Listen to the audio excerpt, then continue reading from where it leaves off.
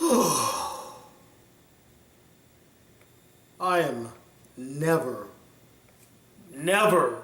going mountain climbing.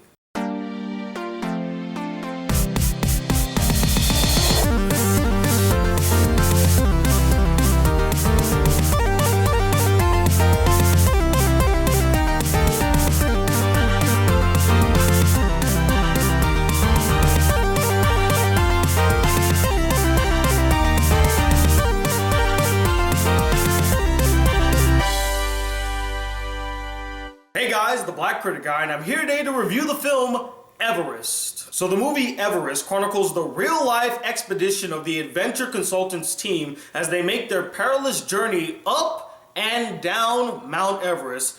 And let me tell you straight up, it is not a pretty sight. Now, I, for one, was really looking forward to seeing this film for many reasons. The biggest one of which is that I love stories that deal with the human will to survive terrible, harsh conditions. I've been hearing a lot of great things about the film since its release, and it has a really solid cast and amazing visuals. And finally, the gods answered my prayers and released this film in standard theaters because it was only playing in IMAX theaters. And so after seeing the film, all I gotta say is,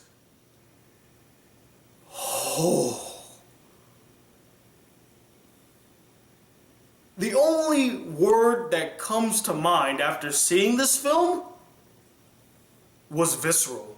Like that, this film is freaking intense. The last 45 minutes to an hour, I was on the edge of my seat. I could not take my eyes away from the screen. Like everything that was happening right in front of me, I was just like, holy shit, what's gonna happen to them? Are they gonna survive? Holy shit, what? Oh my god! That was me for the last hour of this film. It just grabbed me by my neck and just didn't let go until the very end. I have not felt this type of visceral experience in a film since Gravity and 12 Years a Slave back in 2013. First thing I gotta talk about are the visuals and cinematography.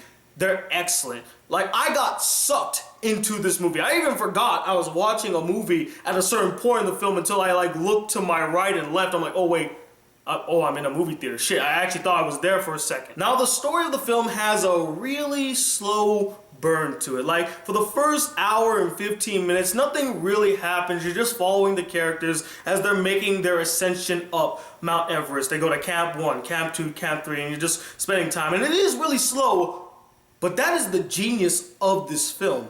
Because it's actually giving you time to spend with these characters, learning their motivations, learning why they're doing it, learning their personalities, seeing them bond, so that you can build a connection with them so that when the shit hits the fan, you actually you fear for their lives. You want them to survive. See, that's the problem with modern day disaster films. They don't take the time to actually make you empathize with the characters and grow an attachment to them. They just take these cookie cutter characters and place them in these disaster scenes, and you're supposed to be like, oh my god, I'm worried about them, but there's no real attachment to them. They could die and you could give two shits. In this film, if a character died, you felt it. And it hit you right here, and even in the pit of your stomach. You're like, no! And even though it was slow, I, for one, loved the pace of the story, and it did really pull me in. And with that said, let's talk about the characters, or in this case, the real-life people portrayed in this film. Most of them I really liked and related to. I got a good understanding of their ambitions, why they want to climb Mount Everest to begin with, which I'm glad the movie actually addressed. Like, there's a character that's writing about their expedition, and he asks them, why do you guys want to climb Mount Everest? I'm glad the film actually addressed that, and to hear their reasons behind it was pretty interesting. And they all just felt so down to earth, realistic, and relatable. And it's all attributed to this film's fantastic ensemble cast.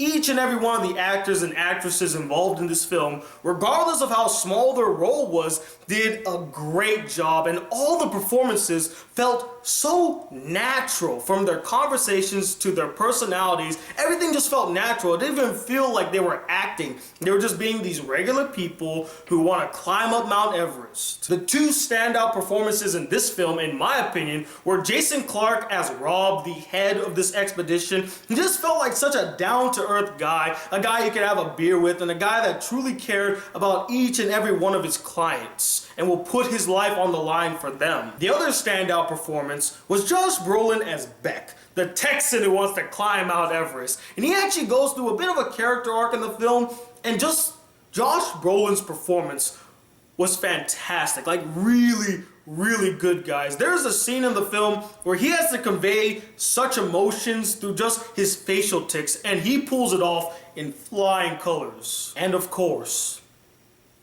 the film's climax.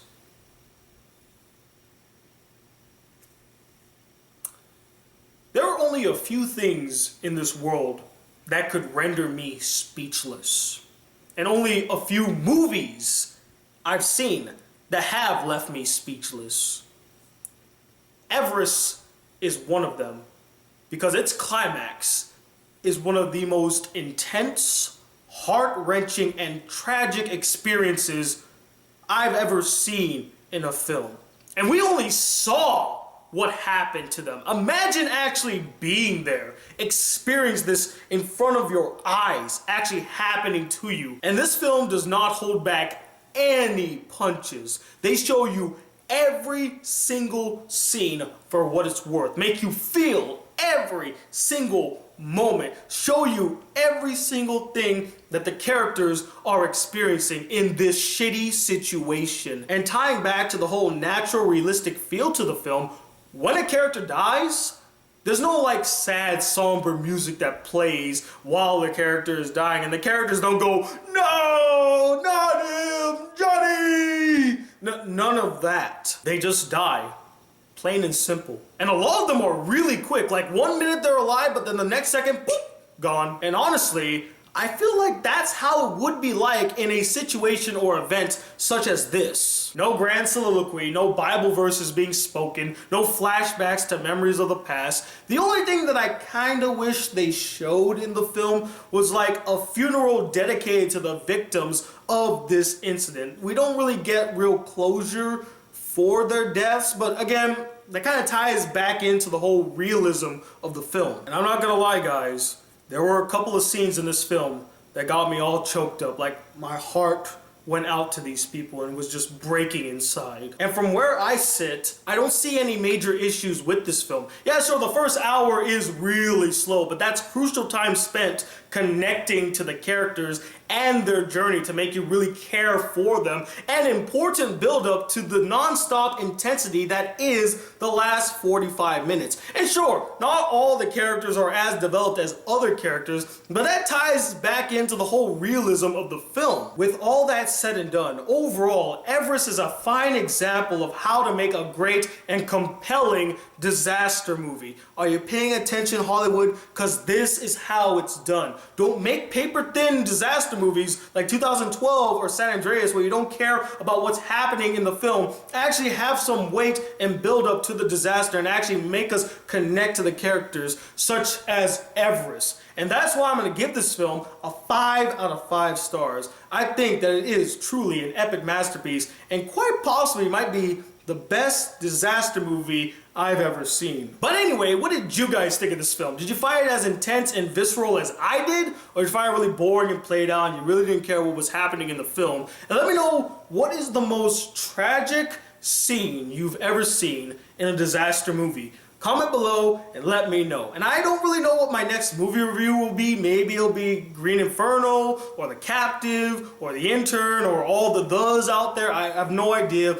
But I do have another movie review probably coming out tomorrow, and I'm still working out how I'm going to do the monthly live chat, so stay tuned with that. And until then, guys, if you'd like to see more videos on this channel and be a part of the Black Critic crew, please hit that subscribe button below, like this video if you really enjoyed it, and I'm talking about this second, surviving all the harshness as the Black Critic Guy.